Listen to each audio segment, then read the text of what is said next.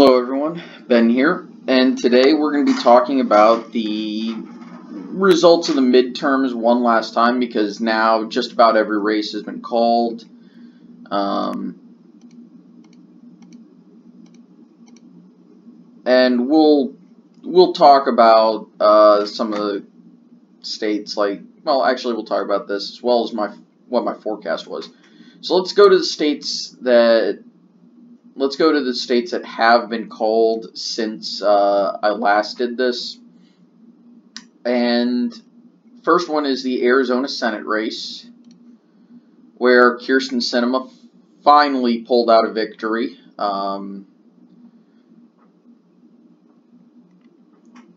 In all honesty, I don't think this is a sign of things to come. I think Sinema just had a very good year. It was a Democratic wave year as well, or at least it was a year that favored the Democrats.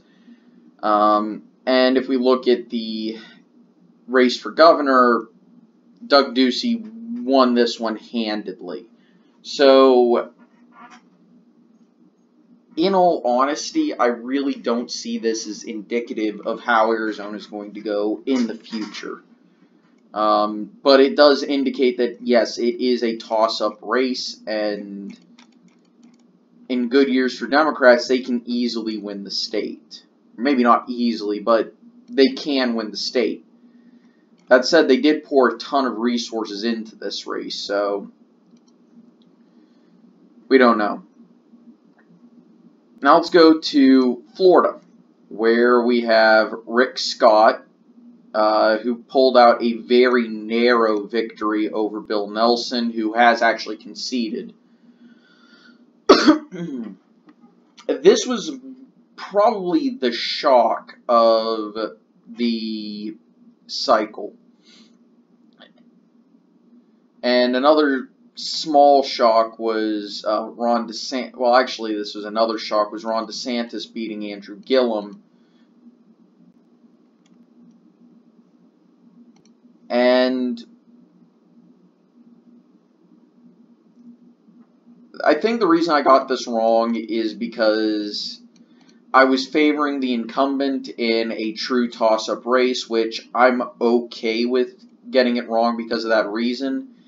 If I'm going to get it wrong, I want it to be because I did something that makes a ton of sense, rather than I went out on a limb and said, yeah, this person's going to win this race because,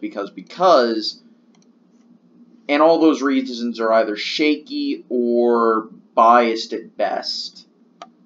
And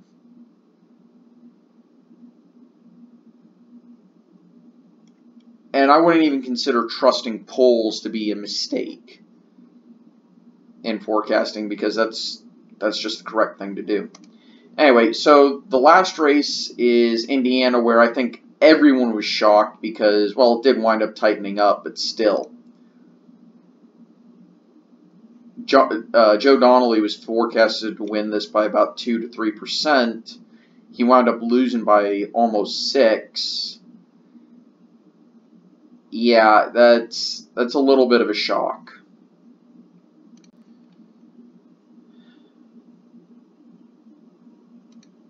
Montana was very close, but that was to be expected, and, well, cross-party or split-ticket voting. And one last Senate race to cover is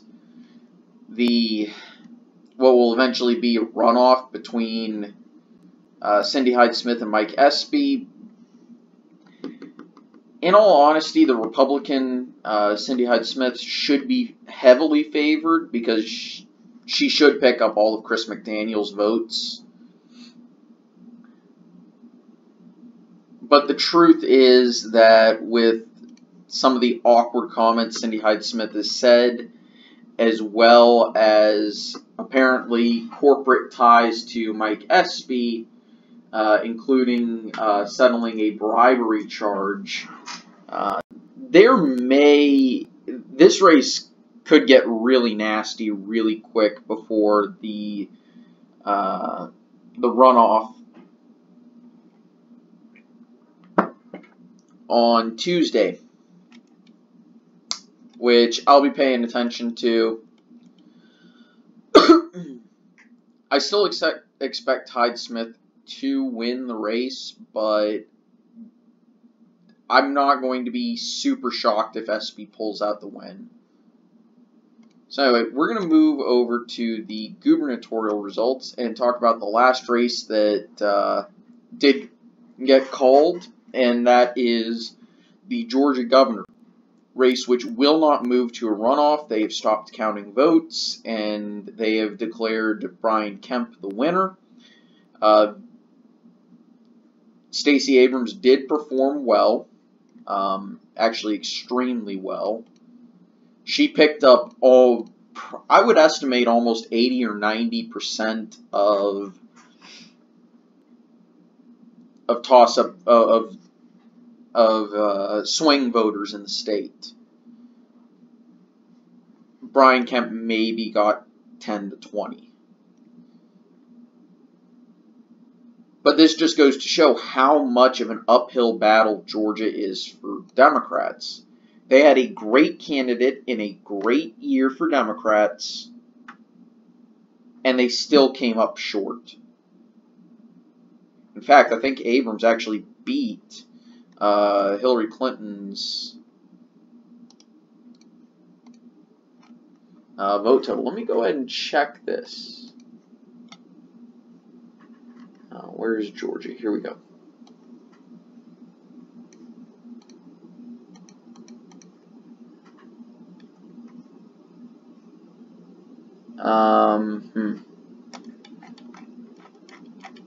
It's not giving me the vote totals here. My 16.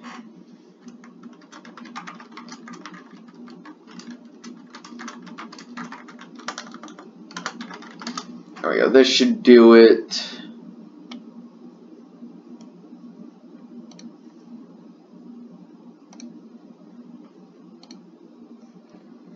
Okay. Go into Georgia. Yep. So, Stacey Abrams beat Hillary Clinton by about 23,000 votes. And what that tells me is that she maybe found the peak vote total for Democratic candidates. Kind of like Texas, where it's probably about an election cycle too soon. It does indicate Georgia will be more competitive going forward into the 2020s. Won't be, it'll be competitive, but it'd still be something like likely Republican just because of how difficult it is to bridge that gap. In 2020, in 2022, that's a whole different story. And 2024, that is a whole different story.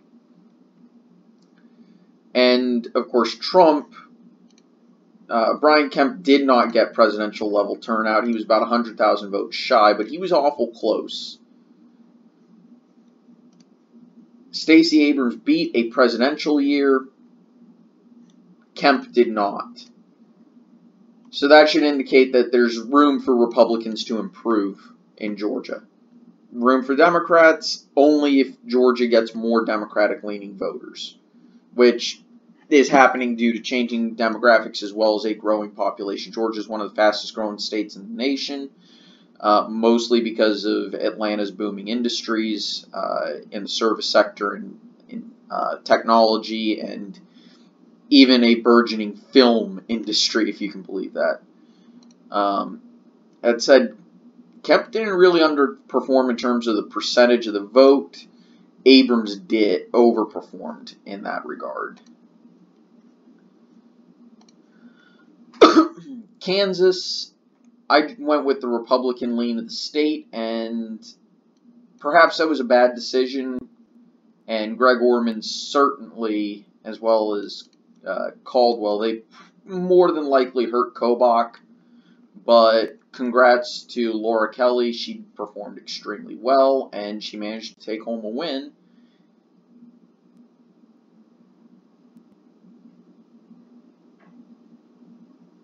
but perhaps, and I don't think this signals anything for the state, Kobach had a lot of baggage, not just from the Election Fraud Commission, but also because he's not really a popular person in Kansas regardless.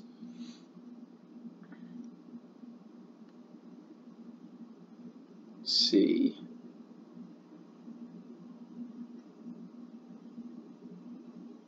What other state was of particular interest? Let's look at Cuomo. Okay, he won that one going away.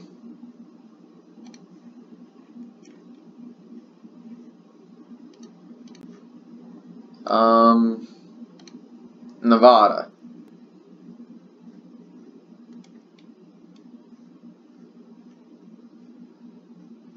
So Dean Heller and Adam Laxalt both performed at about the same rate.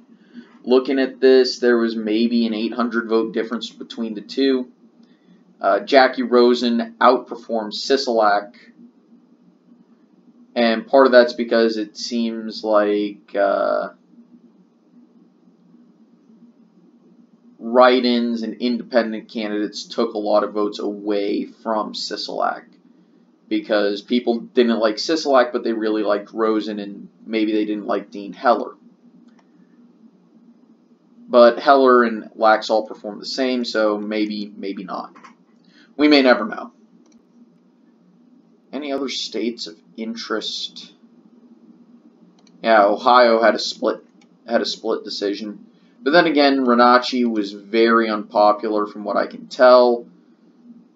Sherrod Brown did outperform Mark DeWine in terms of votes, but there were also candidates underneath them.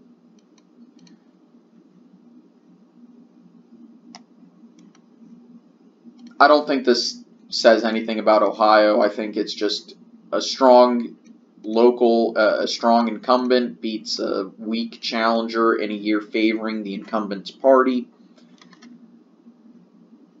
And the Republican managed to win the governor's race, which I don't think that indicates anything. If anything, we'll move over to the 2020 map. This indicates that the battlegrounds are pretty crystallized in terms of what leans where. If we are to lean something, I'm going to leave these states as kind of toss-ups. I know in my actual forecast, I can actually agree with those leaning Democratic. I think that's 100% fair. And I'm actually willing to lean that one towards the Republicans. The Republicans should be favored in 2020. Any state in pink could reasonably be called a toss-up as well. It just depends on the environment, the candidates, and how Trump is doing. The people saying Trump has very low approval ratings, he doesn't. To me, very low, and what I'm going to consider very low would be in the 30s.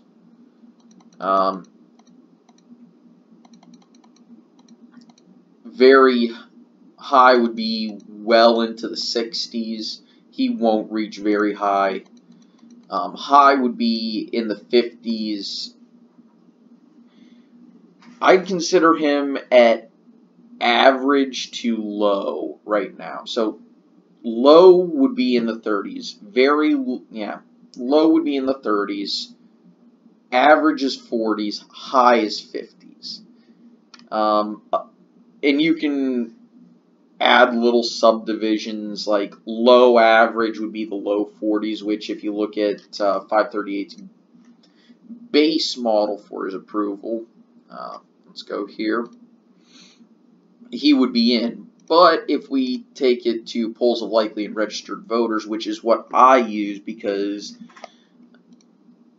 if we look at all adult polls, you get a lot that just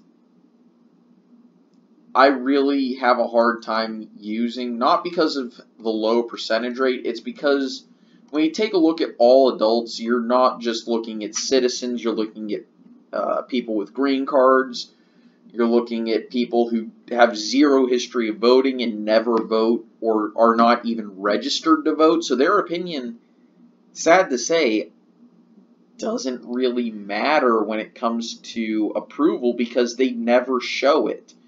Your opinion matters only if you actually exercise your right to vote. Now, that said, if you are a registered voter, your opinion does matter. And also, if you're under the age of 18,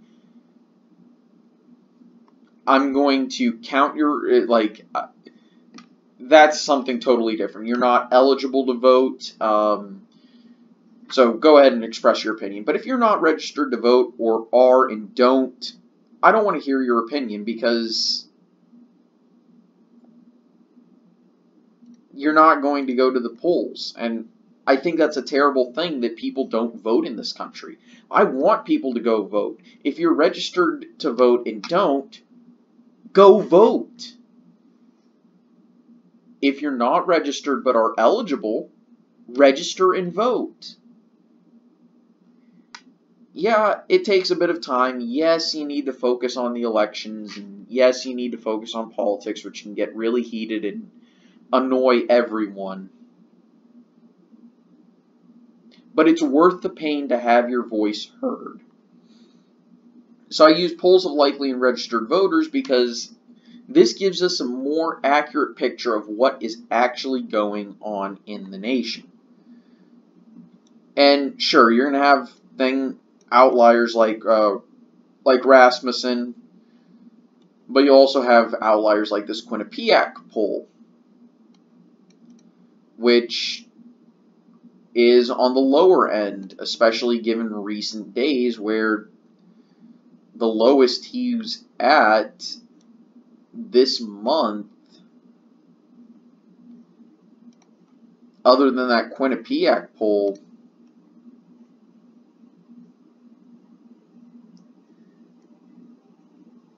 is in this CNN SRS poll, which doesn't fit in with the other data. That's on the lower end of its week of polling. So far, he's been in the mid to upper 40s, and his average is being sunk by 2 polls that are really bad for him. And if you take out Rasmussen, you will probably see him at about 45%. So, and he's already at 42, so that's not that bad. Now, of course, the comparison to previous presidents is comparing with all polls, which, okay, that makes the most sense because that's what you're using for the presidents you're comparing him to. But you look at this, that's just barely within the margin of error, so I wouldn't consider Trump doing worse than Truman. I just consider it within the margin of error. They're about equal. One just happened to have a higher reported average. Probably what looks to be a standard deviation. You look at Eisenhower. Well, Eisenhower was clearly performing better. JFK performing better. LBJ performing much better. Nixon performing much better. He was about the same range as Gerald Ford. Carter was performing a lot better, but there was periods where Carter and Trump were, performing at about the exact same level. Reagan performing at essentially the exact same level. I don't really consider 0.1% to be all that significant. George H.W. Bush was performing better. Bill Clinton at about the same level. If we look at, there we go. Obama within the margin of error. George W. Bush was performing much better, but there is a slight reason for that. Number one, he was actually polling above 50% anyway up to that point. But then it shot up, and as much as a lot of people are probably going to not want to talk about this, it's probably because of 9/11, and then he slowly declined. And if we eventually extend it, Clinton eventually recovered. Obama did eventually recover by the end of his term, but all presidents actually recover by the end of their tenure, except for Carter. Carter started to recover and then kind of tipped off.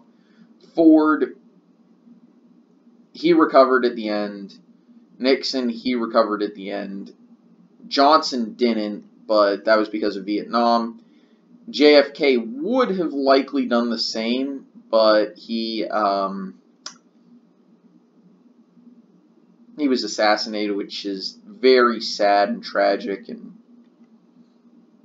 Eisenhower recovered, but he was relatively normal, relatively the same all throughout. Harry Truman, similar thing. So Trump, by the end of his presidency, if his ratings keep doing what they're doing, which is staying relatively even, he'll likely finish with an above or the same approval rating as Lyndon Baines Johnson, Jimmy Carter, probably above Bush, definitely above Bush, lower than Clinton, lower than Reagan. Again, he'll probably finish above Carter, more than likely above Nixon, probably about the same as Lyndon Baines Johnson, about the same as Harry Truman, actually probably above Harry Truman. But again, this is a small sample. This is only, essentially 2 years into his presidency. That's still a small sample size.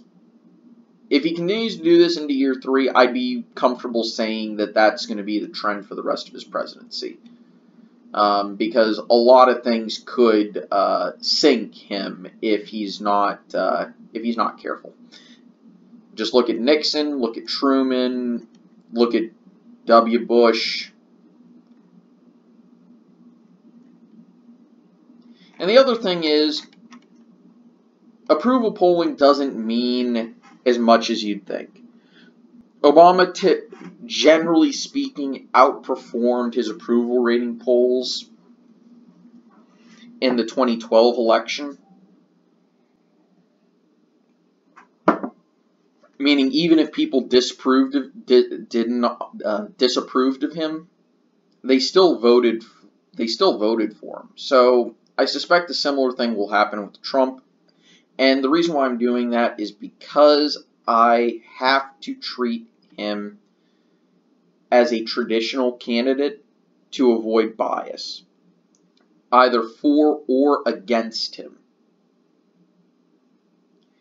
Because if I assume he's going to be sunk by every ridiculous thing that comes out of his mouth,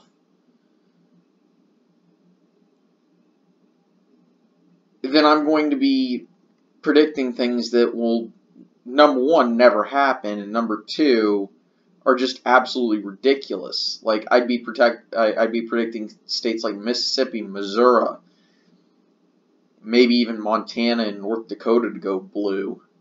Indiana, I'd be predicting a lot of states to go blue if I was treating every scandal as this horrible thing. Trump has shown that nothing sticks to him somehow. But if I treat him as this god at campaigning, which 538 says that he's a much better campaigner than people maybe give him credit for, because he was able to campaign in just the right states to win. And he knew how to drive turnout and gather a crowd.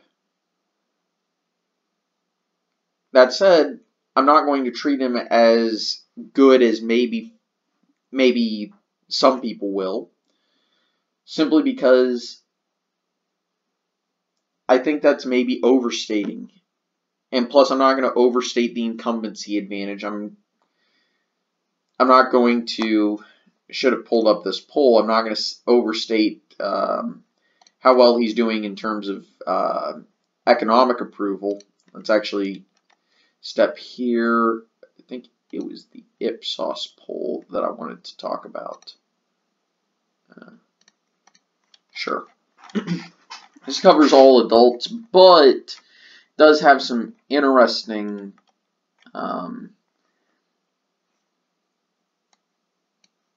it does have some interesting stuff. This is the U.S. economy. Most people approve of the job Trump does with the economy, and it's just outside of the margin of error. That said, people don't trust him on health care. Kind of a flipped result on foreign policy to the economy. On employment, people really trust him. Among likely voters, that's probably a higher rating. And remember, among likely voters, this is all probably much higher. In dealing with Congress, well, people don't really trust him at all. Dealing with ISIS, this was the one that kind of surprised me a little bit, that people actually approved of his handling of ISIS. International trade, it's within the margin of error, but a lean towards disapprove. International trade, similar, wait, did I just say that? Yeah, sorry, taxation, a similar thing. Corruption, people don't trust him on that, and maybe for good reason. I won't say for good reason or for bad reason. Maybe it's good, maybe not. The environment, people definitely don't trust him, and I can see why. On immigration,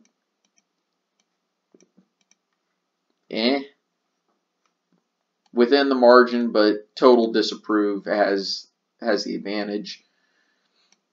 People don't think he treats people like them well. People don't believe in the effort he is to unify the country, and people really just don't believe that he can handle Russia very well. Hilariously, they're even polling who people will think will be the next one to be terminated. And surprisingly, people think James Mattis will resign or be terminated next. Which I can believe the resigning, but I can see a few of these people gone. People think John Kelly's going to be gone. That's funny. Anyway. That's enough of me rambling. I didn't really have any plan other than review the midterms, and this kind of turned into what the midterms mean for 2020, as well as